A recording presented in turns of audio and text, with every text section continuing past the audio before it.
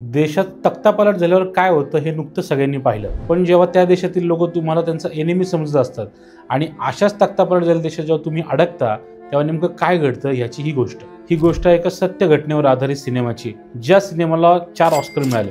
होतं असं की इराणमध्ये उठाव होतो आणि ते इस्लामिक स्टेट डिक्लेअर केलं जातं. त्या काळात इराण अमेरिकेला आपला दुश्मन समजत होता आणि अमेरिकेची एम्बेसीमध्ये काम करणारे अनेक लोक त्यावेळेस तिथे उपस्थित होते. ज्यावेळेस इराणनी अशा लोकांना बंदी बनवायला सुरुवात केली, वेगवेगळ्या लोकांना पकडायला सुरुवात केली, तेव्हा एम्बेसीमध्ये काम करणारे 6 लोक त्यांची नजर चुकून तिथून पळून जातात. त्या 6 लोकांना तिथून काढायचं कसं, हा अमेरिकेतल्या सरकारला प्रश्नचिन्ह पडलेला असतो. अशा वेळेस सीए एजंट एक प्लॅन बनवतात की एक खोटा सिनेमा बनवायचा आणि ते शूटिंग करण्याच्या बहाण्याने इराणमध्ये जायचं आणि त्या लोकांना तिथून सोडून आणायचं. ते एक खोटं प्रोडक्शन हाऊस ओपन करतात, खोटे ऍक्टर, पूर्णपणे खोटी बातमी डिक्लेअर केली जाते.